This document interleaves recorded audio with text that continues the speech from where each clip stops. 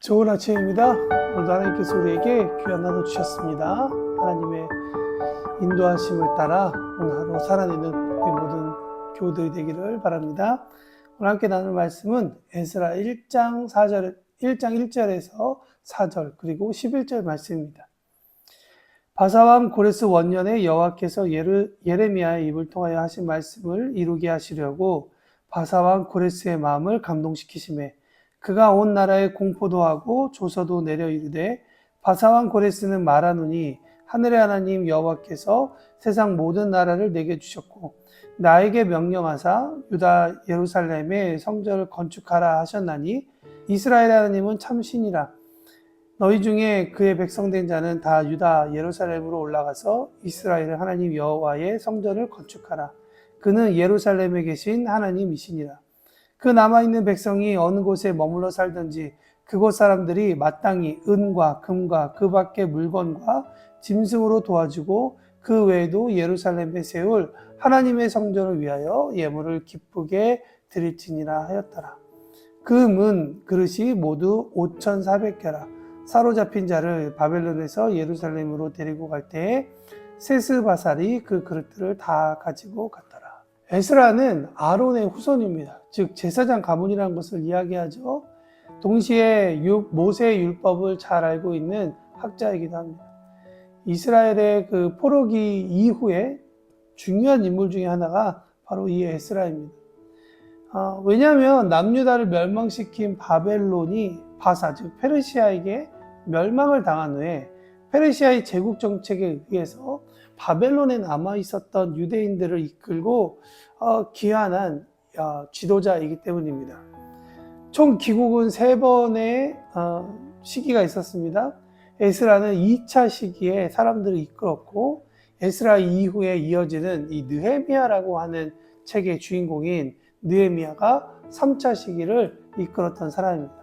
오늘 우리가 함께 읽은 본문을 포함하여 6장까지는 이 1차 시기에 대한 기록이며 이 시기를 이끌었던 인물은 스룹바벨이라는 사람입니다.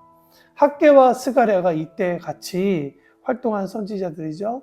그들의 이야기는 우리가 그때 묵상할 때 조금 더 이야기를 해보게 되겠습니다.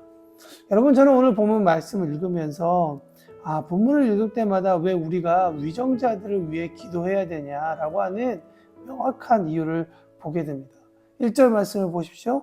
바사왕 고레스 원년에 여호와께서 예레미야의 입을 통하여 하신 말씀을 이루게 하시려고 바사왕 고레스의 마음을 감동시키시매 그가 온 나라에 공포도 하고 조서도 내려 이르되. 하나님께서 이스라엘이 바빌론 땅에서 70년 동안 포로 생활할 것을 예레미야를 통해서 예언하십니다.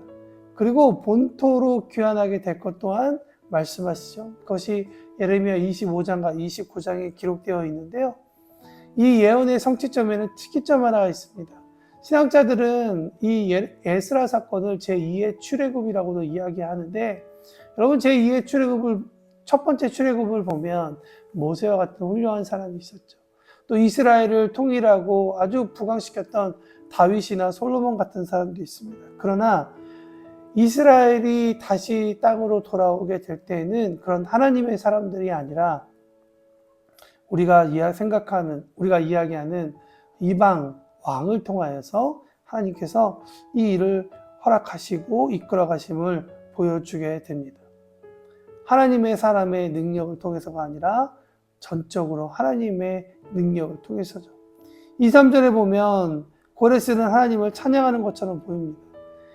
그러나 이것은 제국주의, 즉 각 민족의 언어와 문화를 각 체계로 인정하는 국가 시스템으로 이해하면 우리가 더 좋을 것 같습니다.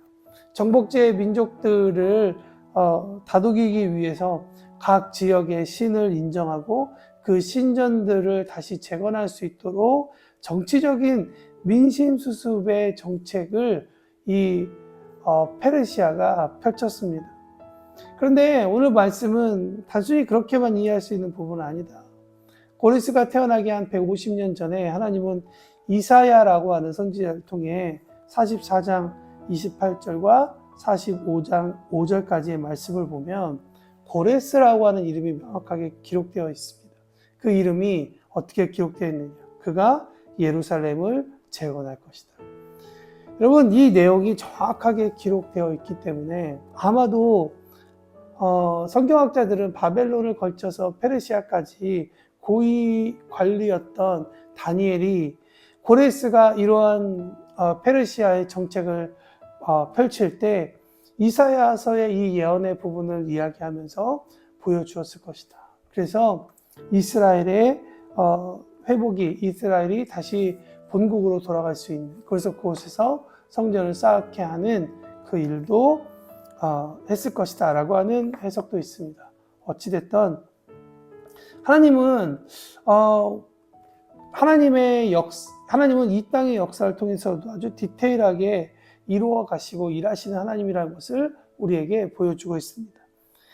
하나님께서 예언을 이루시는 분이라는 사실을 보여주시죠. 또 믿지 않은 지도자를 통해 하나님은 우리가 볼 때 이스라엘과 직접 연관되어 있지 않은, 그러니까 예를 들면 바벨론과 페르시아의 전쟁을 통해 오히려 무관해 보이는, 이스라엘과 무관해 보이는 사건을 통해 이스라엘을 하나님께서 그들에게 예언하신 말씀을 이루어 가신다라고 하는 것을 보면 참 하나님의 놀라우신 계획을 또 정교하게 일하시는 것을 우리가 이해하고 볼 수 있습니다. 여러분, 하나님의 정교함은 오늘 본문의 한 곳에 더 등장합니다. 제가 다 읽지 않았지만 8절에서 11절 말씀에 보면 70년 전에 느부갓네살이라고 하는 왕을 통해 예루살렘의 성전이 파괴되고 대야와 칼, 접시가 가져가게 됩니다. 여러분, 이것은 무엇이냐?